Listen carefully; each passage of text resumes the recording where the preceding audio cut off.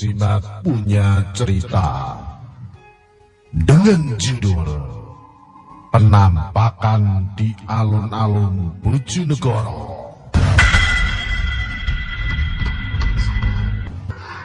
Janji.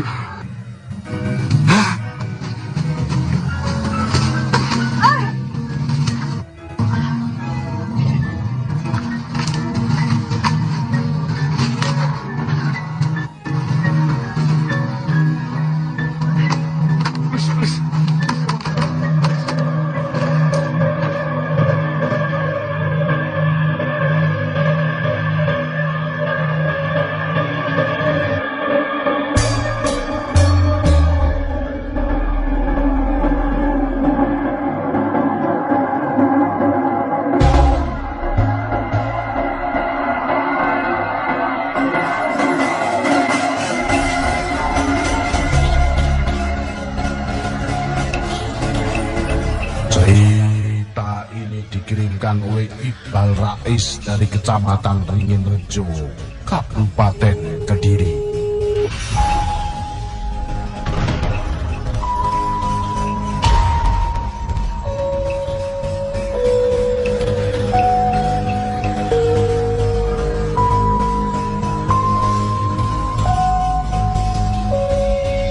Selamat malam pendengar acara Jimat Radio Istana FM Bojonegoro. Namaku Iqbal. Aku akan menceritakan pengalaman misteri yang kualami saat berkunjung ke kota Bojonegoro.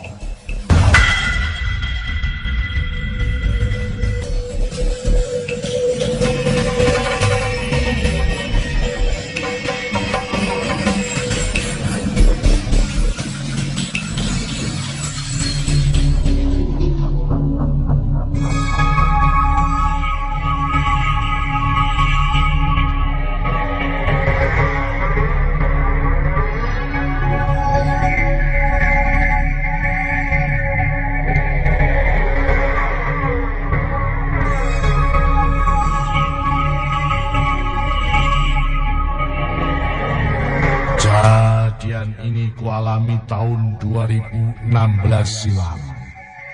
Saat itu ketika liburan sekolah, aku memutuskan untuk mengunjungi sepupuku, Doni, yang tinggal di daerah Kauman Bojonegoro. Seperti anak muda pada umumnya, selepas malam aku dan Doni berencana menghabiskan malam sambil ngopi di seputaran alun-alun Bojonegoro.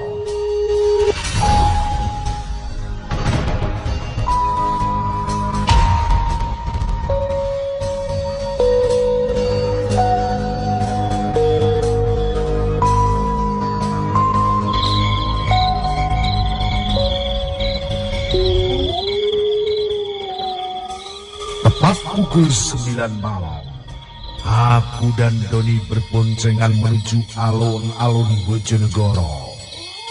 Suasana malam itu masih cukup ramai. Tampak orang-orang berjualan aneka macam kuliner dan warung kopi. Lumayan ramai juga ya di sini, Don. Iya, Bal. Di sini biasanya anak-anak muda Bojonegoro pada nongkrong. Doni memarkir motornya di Jalan Ki Haji Hasyim Asy'ari, sebelah barat alun-alun Bojonegoro. Kemudian kami menuju sebuah angkringan dan berbincang-bincang di sana. Kami begitu asik menikmati perbincangan sambil menikmati kopi dan gorengan, hingga tak terasa waktu sudah mulai memasuki larut malam. Saat itu, alun-alun Bojonegoro mulai sepi dan lengang. Para pedagang mulai berkemas pulang. Hanya 1-2 pedagang yang masih bertahan di beberapa sisi alun-alun.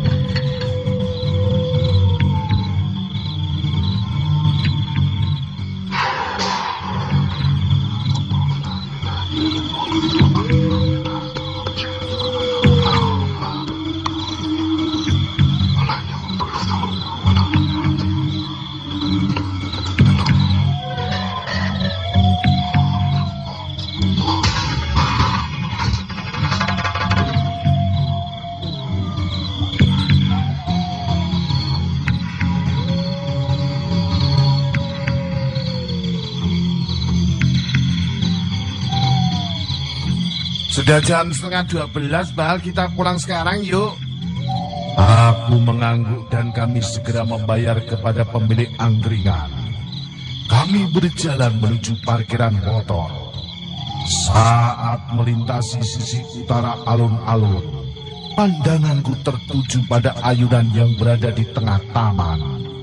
Dengan sadar aku melihat ayunan itu mulai bergerak-gerak sendiri. Padahal tidak ada seorang pun yang menaiki ayunan itu. Aku segera menepuk bahu Doni. Don, lihat tuh. Tunjukku ke arah ayunan. Ada apa, Bal? Doni tampak heran. Ayunan di sana kok kelihatan gerak-gerak sendiri ya? Doni ikut memandang dengan serius. Mungkin kena angin, Bal. Kalau angin gak begitu kencang, kok bisa ayunan itu bergerak seperti ada yang menaiki? Pandangan kami terpaku ke arah ayunan. Dan benar saja, semakin lama ayunan itu bergerak semakin kencang. Bulu kuduku terasa merinding, namun kaki ini terasa sulit digerakkan. Samar muncul sosok bayangan di ayunan itu yang semakin lama terlihat jelas. Masya Allah.